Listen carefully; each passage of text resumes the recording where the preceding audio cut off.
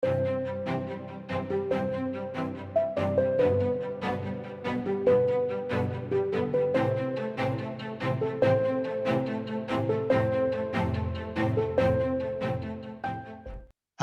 and welcome to this, the fourth in a series of Fuller interviews where we take the opportunity to meet prominent members of the company. Now today we talk with past master Neville Chamberlain, CBE. Morning, Neville. Morning, Michael. I think we were both born at a rather interesting time, weren't we? Well, I don't know when you were born. I suspect I was born a little earlier than you, but yes, it was a very interesting time. And that explains why I was given the name Neville. Yes. Acts of sheer patriotism and encouraged by the doctor that delivered me, apparently. Oh, really? That's very interesting, because people, unless you're a history student, people don't realise how popular Neville Chamberlain was at the time of Munich and going into 1939. Obviously, world events changed all that very quickly, but yes, I thought there must be a connect there somewhere. Obviously, as you say, you had a very patriotic doctor. Yes, yeah, and mother. Yes. Anyway, that's how I got the name. And were you in the Northwest, Neville? Is that where you spent your early life? No, I was born in Darlington and raised in County Durham, and we're very much a Northeast family. Yeah, so sure, it's not. I moved to the Northwest simply because the nuclear industry was in the Northwest. Yes, we didn't have one in the Northeast. And I've been here more or less ever since, apart from a few years down in the Thames Valley, near where you are. Yes. No, that's very interesting. And did you go on to further education, Neville? Yes, I went to the local grammar school, quite an old one, with a headmaster who believed real students should study music, Latin or English. Yes. He wasn't terribly impressed with people who wanted to do science. That encouraged some of us actually to want to do science.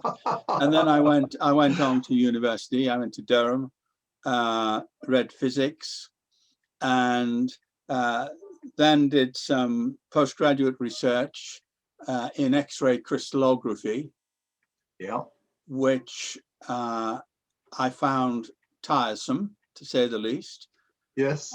Partly because we needed extensive hours on what was then state-of-the-art computers. Well, we only had one, of course, in the university, and it was a Ferranti Pegasus computer. Yes. Built before semiconductors were in use. So you can imagine it's like an old valve set. Yes. And to get the requisite time on the computer, those of us who needed to run long programs had to effectively hire the computer overnight. Yeah. And I've never been a night hawk. I really didn't enjoy having to work all night in this eerie building. And I thought, this is not really, I think, for me. And then I saw that the Atomic Energy Authority were wanting to recruit health physicists. Well, I was using X-rays. I was familiar with radiation. Yes. And I was rather interested in the health effects of radiation. And I have to say, the appalling arrangements for protecting the health of students in the X-ray department. So I applied and joined the Atomic Energy Authority. I wrote up what I'd already done, and the university graciously gave me a master's degree for it. Fantastic. Fantastic. Well done. So you've been in the nuclear industry pretty much since university, by the sounds of things. Absolutely, yes. I did a few years in the Northwest with the Atomic Energy Authority as a health physicist. And then the powers that be decided I ought to do some real physics after all. And Yes. then it moved me to Capenhurst to work on uranium enrichment. initially on the then in-use gaseous diffusion technology, but fairly soon was moved across to this brand new thing then, centrifuge uranium enrichment, which was state-of-the-art technology and very much subject to security protection and lots of proliferation, political arguments going on. But nonetheless, fascinating stuff, fascinating. I can imagine. And while all this was going on, what did you do from a recreation point of view, Neville? What are the things that interested you as a young man and perhaps even today? Well, I was very keen on sport, soccer, cricket, tennis, even a little bit of rugby. But I was never any good at any of it. That was the problem. I know the feeling.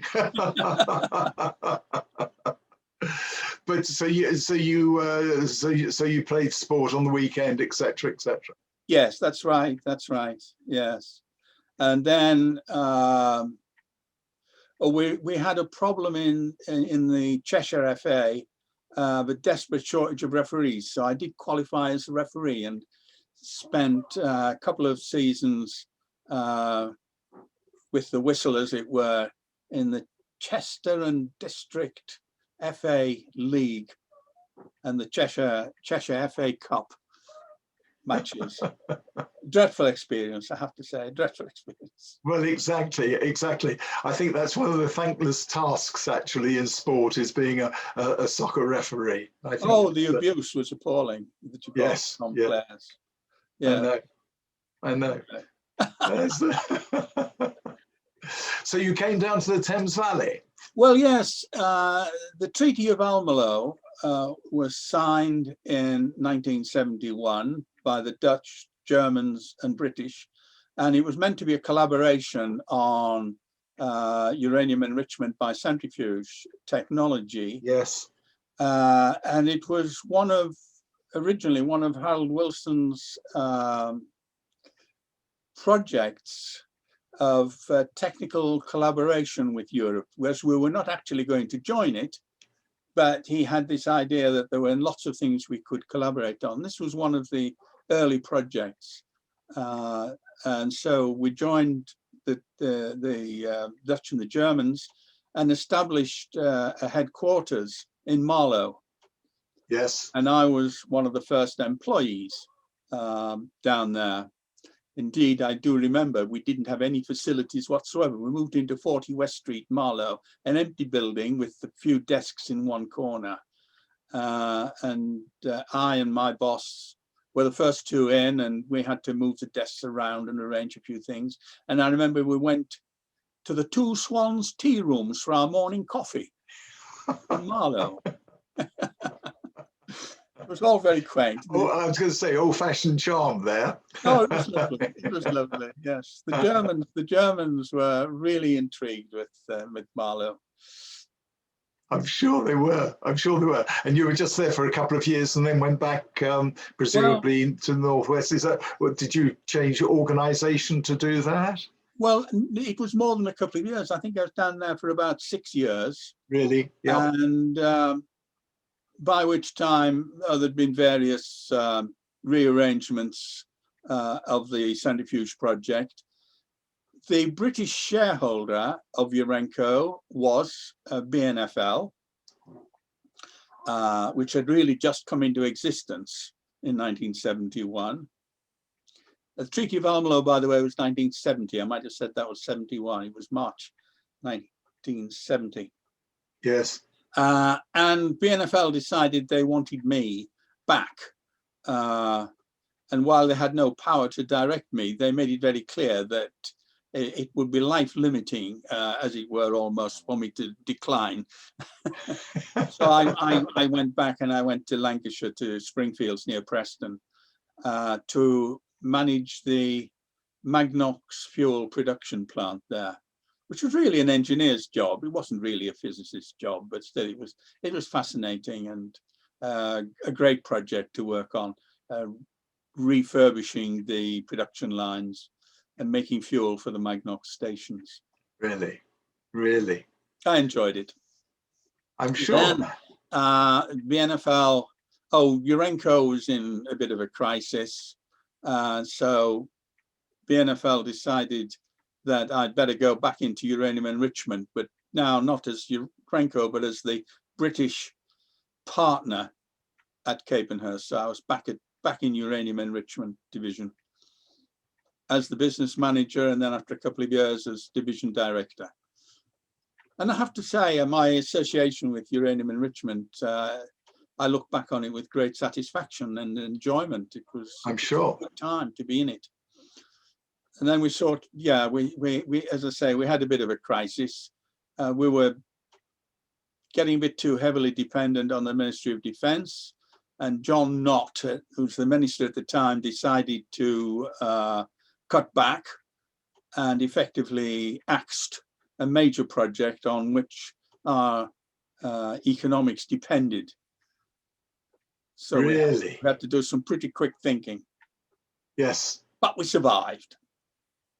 now And this was the thing sorry. about uranium enrichment is that it was a competitive commercial industry.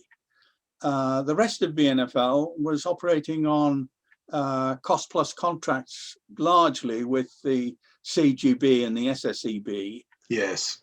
Whereas Capenhurst and uranium enrichment had to run itself as a proper business. And after this period, was this when you progressed towards Sellafield? I never worked at Sellafield, actually.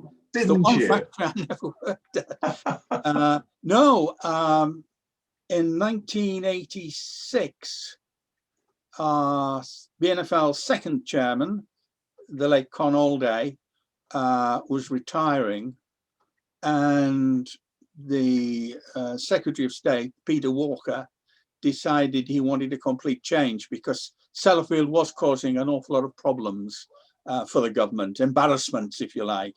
There were a lot of adverse newspaper stories and so on, leaks and all sorts of goings on that weren't very satisfactory. So he decided he wanted to change the top management of BNFL, and he appointed Christopher Harding, who was a Hanson man. He worked for James Hanson in London. Sadly, Christopher used to boast that he'd never had a science lesson in his life, which was a bit of an exaggeration and one that had to be corrected, I have to say. But the important thing was he was a clean pair of hands, a clean face. Yes. And he could present himself to the public as, listen, I'm not a white coat scientist. You can believe me when I tell you we are doing this, we're doing that, and so on. And he decided, as part of the completely clean sweep at board level, that he would ask me to be his chief executive. Well, I wasn't even on the main board as a director. I was a division director, but I wasn't on the main board. So this made for interesting times because all my erstwhile bosses were suddenly working for me. So we took that can be a challenge. We took over on the 1st of April, 1986. And Christopher was a part-time non-executive chairman. So as a chief executive, it's an ideal situation. You've got a guy who can front and has all the political connections and is very good with people and the media, but doesn't make any attempt to run the business. You know, that's just exactly what a chief executive wants. And we took over on what I remember Jean Rook in the Daily Express called British Nuclear Fools Day, 1st of April 1986. Well, we had a very welcoming press. And then 3 weeks later, of course, we had Chernobyl. Yes. Which also was an interesting time. And I do remember very vividly when the radioactive rain arrived 3 weeks later, as it happened. And we knew very little about what had happened at Chernobyl. But quite suddenly, this cloud of radioactive dust, which had swirled first up to Sweden, then back down around Europe, and now appeared in northwest England, northern Wales, and southwest Scotland, and it was absolutely pouring down, I remember, and this wretched cesium 136 was coming down in the rain. Now, Christopher Harding, as I say, he was a people person, and one of the first things he did was to try and meet all the senior staff and their wives at little receptions. And we were having a reception on the Friday afternoon, late Friday afternoon, at Risley, our head office, when someone came up to me with a message that Gordon Steele, the general manager at Sellafield, needed to speak to me urgently. Oh my God! That was a chilling message. Yes. Anyway, it was about this rain that was coming down. It was so radioactive that they were finding it difficult to change shifts at Sellafield. Men really out getting wet in the hair was getting wet and radioactive from the rain, and they couldn't get through the radiation barriers we have at the entrance to the plant. So they couldn't change shifts, and they'd shut down, they'd done everything they possibly could to try and find the source of this radioactivity, but couldn't. And then one of my colleagues suggested perhaps it had something to do with this accident to the Russian reactor in Chernobyl. And we had, the power station in North Wales, Trospennydd, ringing up saying, "What have you done?" Everybody assumed it was Sellafield that was causing the problem. Chapel Cross were also ringing up. And then we got the Cumbrian police on the phone. My goodness. It's amazing. Members of the public, it's surprising how many of them have their own Geiger counters. And they were detecting this radiation and ringing the Cumbrian police and saying something's happened at Sellafield. Well, poor old Sellafield, it wasn't their fault, as it turned out. And I also remember I knew the head of the National Radiological Protection Board, John Dunster, from much earlier in my career. So I rang him, and this was now about 5:30 on a Friday afternoon. His office was at Harwell, and fortunately he'd gone home, but his secretary was still there. And I think I must have sounded sufficiently urgent and agitated that she did give me his home telephone number and said he should just about be there. And I rang him at home and got him. It just arrived, and I explained what was happening. And I said, "We think it's something to do with Chernobyl." And he said, "Oh dear." He said, "Do you really think I might have to go back in the office in the morning?" I said, "John, I think you need to go back in the office now. Somebody needs to start telling ministers." Yes. Because this was quite serious and it was heavy radiation. It actually took the civil service till the following Wednesday to sort out which department would make a statement in the House. It was an absolute shambles. Never mind. Anyway, I went back. I said to Christopher, I went back into the reception. I said to Christopher, we've got a big radiation problem at Sellafield. And he said, "Right, you go and sort out Sellafield, Neville. I look after the ladies." At least somebody maintained a sense of humour, which is great. Yeah, well, he had no idea, I suppose, how serious it might have been. Anyway, we got out of it. Probably not, yeah. But this was about the time you were recognised, Neville. Well, mid-80s, something like that? No, in 1986, there was a big investigation into what had been happening at Sellafield and the problems there, and we had a really enjoyable time, and a lot of focus from the media. I remember saying at one time that if we had a dripping tap in the canteen at Sellafield, we'd get a headline the next day: "Another leak at Sellafield." And it was said that newspaper reporters were waiting outside the gates at the end of every shift, offering £50 to any employee who had a story. It was that bad. It really was bad. But we got control of it. We got it sorted out. We took on board all the changes that had to be taken. And gradually things improved quite significantly. I think it was relief on the part of the government that prompted them to say thank you. So it was a couple of years after. It was. Before I got any recognition for that. Not that I was doing it for recognition. I was doing it because I really believed in the industry and certainly wanted to help. Indeed. But it was a great time. And then, of course, you know, I was chief executive of BNFL for 10 years, which is quite a long run. It is a long stretch, yes. And there was some Obviously very good at it, Neville. Well, there were some marvelous experiences, wonderful things. I think the really nicest thing about it all was the people one met. One got the opportunity to meet all sorts of people, and particularly the Japanese. They were very good customers of ours, and very valuable customers, I have to say. But they do make a very good customer. As long as you do what you say, what you're going to do, and you're honest with them and respect them, they will reward you with loyalty as a customer. Indeed. And I had some very nice, we have some very nice experiences from Japan. It didn't start too well. I remember in 1986, my first visit to Japan to meet our customers over there. I was really struck into by a couple of Tokyo Electric power vice presidents. I wasn't sufficiently well known in Japan to meet the presidents. I could only meet vice presidents.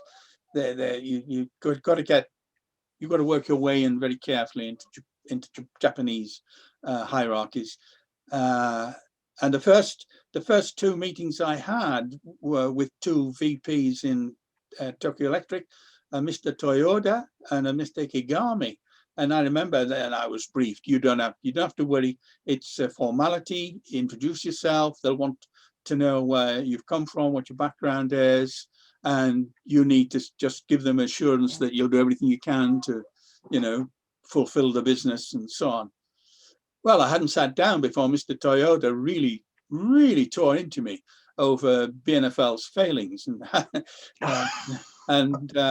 how he certainly hoped that I would knuckle down and take care of their business, as it were, in BNFL. Came out of that meeting and my advisors all said, "Oh, you'll never have that again. That's very un-Japanese." I then went in to see Mr. Kigami. He did exactly the same thing. But anyway, our relationship did develop, and I still exchange Christmas cards with a couple of my old Japanese contacts. I got to know them very well. That first visit, we were in the process that year, in 1986, of buying a new ship for what we called our Pacific Fleet, Pacific Nuclear Transport Limited. This was to ship spent nuclear fuel from Japan to Europe, not only to Sellafield, but to the French plant as well. And we were buying, I think it was the 6th ship. And this time the Japanese were really very keen to build it. The others had all been built in British yards. And as they were paying all the bills, they got the 6th one. But our procurement department were getting very worried because they'd seen nothing happen in the shipyard. And so they asked me to meet with Mitsubishi Heavy Industries, who were building the ship. And I met with their president, Mr. Ida. I called him Big Ida because he was a big bull neck type of man, you know, but he did have a twinkle in his eye. Anyway, I met him in Tokyo and it was absolutely fascinating. And I said, you know, I was very interested to see how they were getting on, you know, with the ship. And it really was an abject lesson. Typical Japanese, they'd spent the first 10 months of the contract preparing, planning, deciding exactly what they were going to do. And he produced his planning team and lots of drawings and charts and so on, and then went into it. The keel will be laid on the 8th of February next year. Right. I guess he could have said at 10 o'clock or something in the morning. And then he said, she will be ready for launching on the 15th of April. And then she will be ready to hand over to you, the owners, having completed sea trials on September the 27th. Good gracious. Right. Yeah. All this detail was all there. Yeah. And I have to say, of course, they subsequently kept to that. Now, on that trip to Japan, I met for the first time, of course, lots of people from the Department of Transport and the Ministry of Foreign Affairs and the Ministry of this, the Ministry of that, all these various people.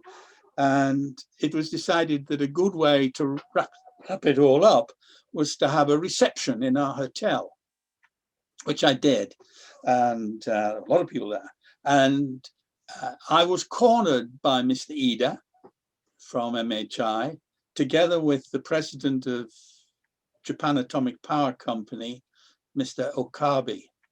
And these two quite elderly gentlemen, obviously very senior in the nuclear world in Japan. MHI, by the way, built the PWRs for those Japanese utilities that used pressurized water reactors. They cornered me and they said, I was obviously interested in the new ship and how that was going, and I'd been told when it would be launched and so on. Now they had two requests of me. Right, I said, oh.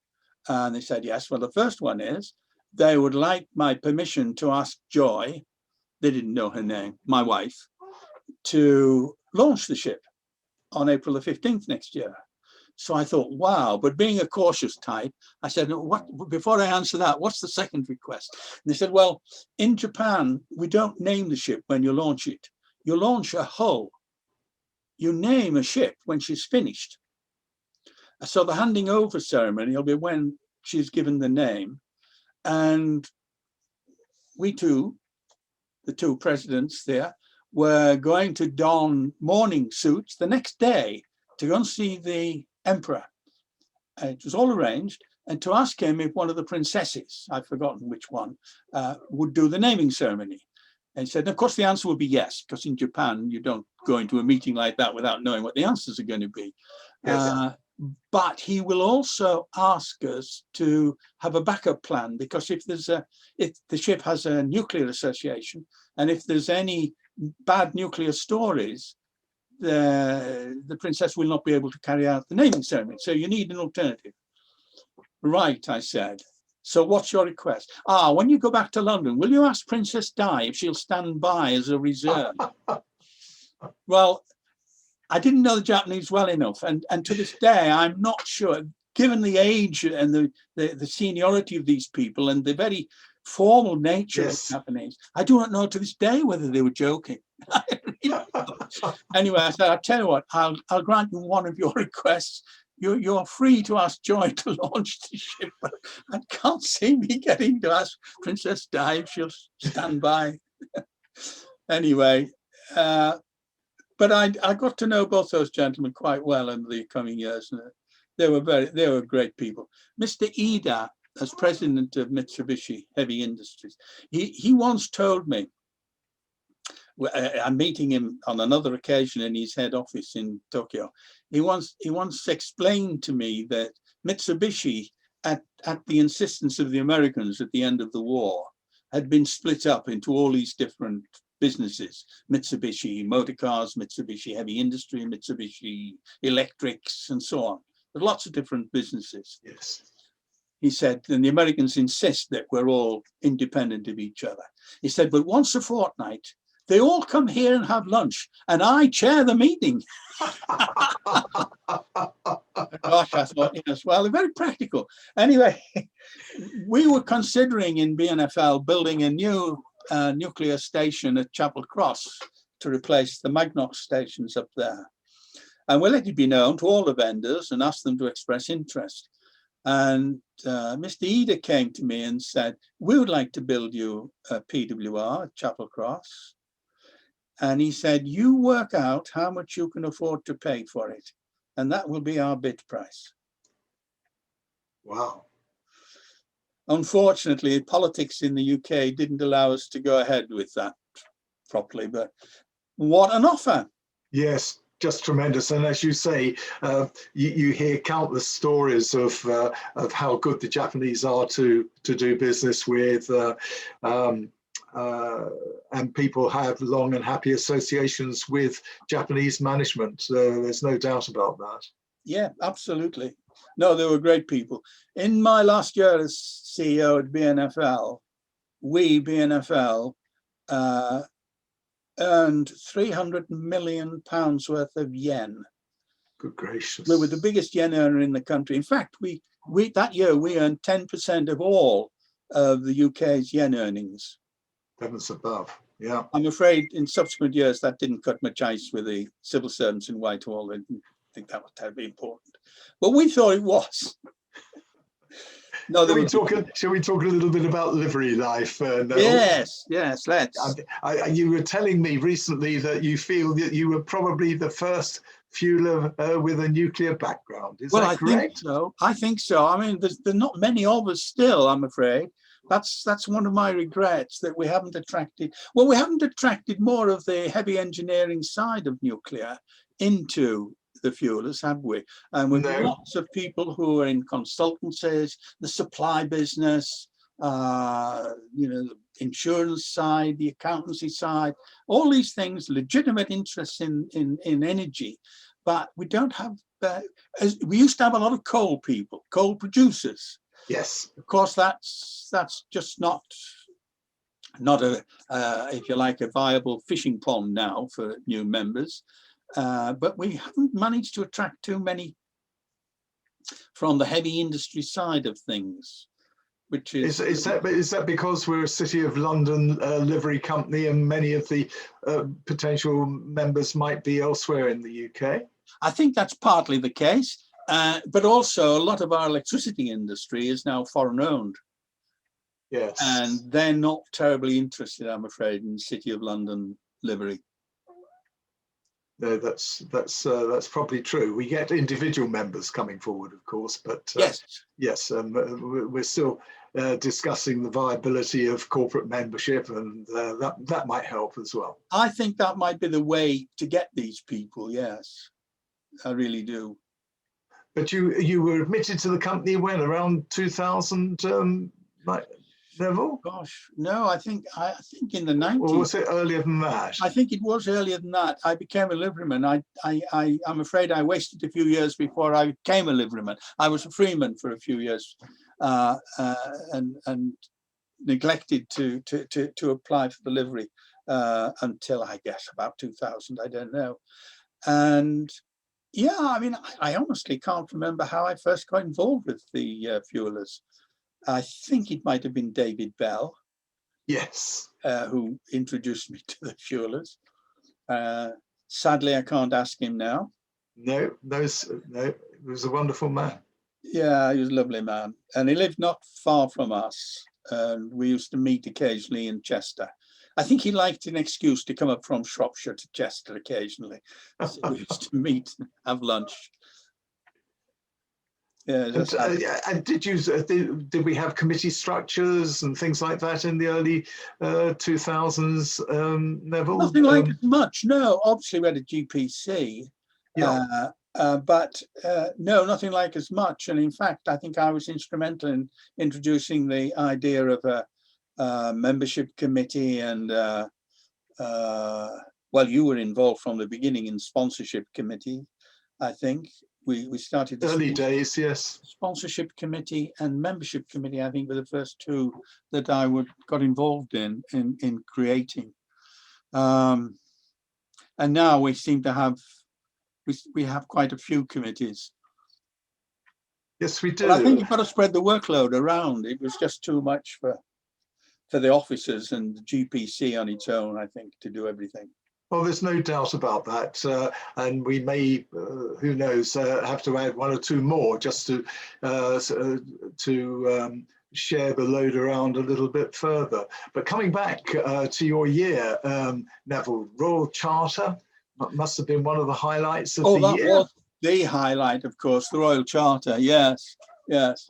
And it was a great event, and it was momentous evening for us. I think we had about 350 to dinner. Yes, we did. I remember the Lord Mayor saying to me en passant that evening, "How very brave of you to hire the Guildhall for your dinner. Not many people can scrape together enough people to fill this place." Well, we didn't fill it, that's for sure. but nevertheless, it didn't feel too empty. Oh no, not at all, not at all. It did provide, I think, a very effective setting for His Royal Highness to present the Charter. Yes, and I thought he was very humorous that evening as well. He was very good. He was Yes. Was the effect of don't lose this one or something. Yes, to lose one charter, I might say, is unfortunate, but to lose two, yes. Exactly. So, Neville, you're still very involved with things. How do you see the company developing, or how would you like to see the company develop it as we go into the 2020s and all the challenges ahead of us with zero carbon and all the rest? Yes, I mean, there's lots of issues, and they really are important issues. And I would really like to see the fuelers play as full a part as possible in developing these arguments, and indeed, hopefully, getting our views reflected in national policies. There are a number of ways in which we can do that, and I think they're developing all the time. The conversations, the lecture, attendance at APPGs, and there are other avenues that I think we should get involved in as much as possible. As I said earlier, I would like to see more members of the production side of the energy world be involved with the fuelers. And as you mentioned, I think corporate membership might be a way in, and that I think would enable us to better contribute to the national debates on energy mix, energy strategies, and so on. We have COP26 coming up next year, and I did take part in that webinar that was organised last week, was it? Yes, it was. Yes, it was. On the city. The city's interest, of course, is not so much national policy, but more the city's own approach to things. How do we make the City of London more carbon efficient? What about criteria for investment in new energy systems and so on? Those are the issues that the city wants to address. But I mean, there is a wider national one. We do have a government white paper now, which calls itself Energy Strategy. I do often complain that government strategies tend to be a collection of initiatives, not really a strategy at all. But we've got COP26 coming up. Now, I'm chairman of a thing called Supporters of Nuclear Energy, which I started as I retired from BNFL, conscious of the fact that the industry itself was not in a good position to lead any campaign to support nuclear energy, being either foreign owned or controlled by government. So working together with young people for nuclear and friends of nuclear and all these people, there are quite some very vociferous and powerful groups of young people now in favor of nuclear energy. And we are working with them on trying to make a presence at COP26. Yes. So all being well, we'll be there in Glasgow in early November. I think there's a jolly good chance of that happening, and the fact that our energy conference is taking place the following week brings even more stimulus to the whole subject of zero energy. I think for sure John Kerry will be in Glasgow. I think that's a given.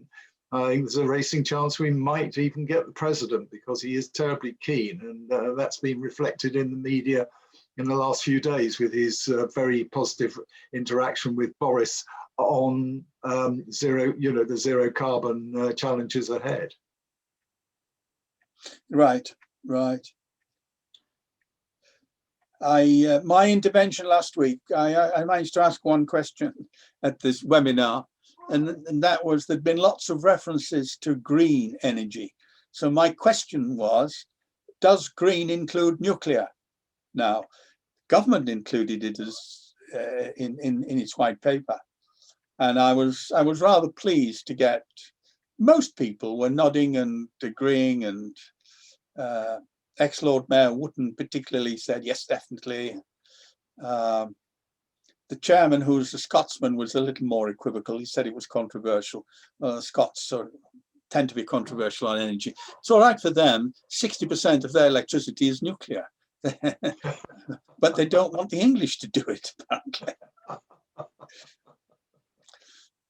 Yes, it's remarkable, isn't it? Absolutely remarkable. Well, Neville, this has been absolutely fascinating. It's been a wonderful session, and thank you so much for giving your time.